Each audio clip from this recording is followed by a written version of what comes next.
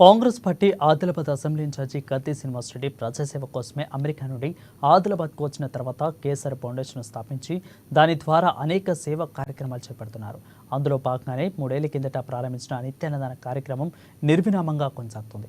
పట్టణంలోని తన క్యాంపు కార్యాలయం ప్రజాసేవ భవన్ వద్ద ప్రతిరోజు ఎంతో మంది ఆకలి తీర్చుతూ ప్రశంసలు అందుకుంటున్నారు.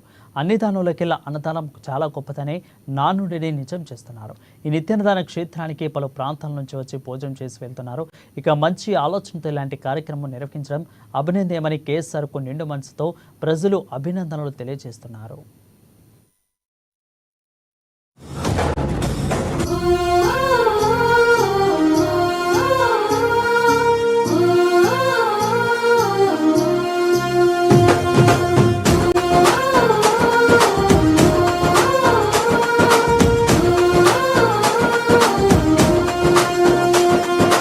పేదల గడపన పొద్దునువై వెలుగులు పంచుతవో, ఆకలి కడుపుకు మెతుకునువై ఆకలి తీర్చుతవో, పోరాటాల జెండనువై సమరం నడుపుతవో, ఆయం అంటే ఆ క్షణమే అన్నై కదులుతవో, బిగిసిన పిడికిలి నువ్వై ముందుకు దూకావు, ఆదిలాబాద్ క్షేమం కై అడుగులు వేశావు, కాంగ్రెస్ జెండా పట్టి కథన రంగం తొక్కినవు,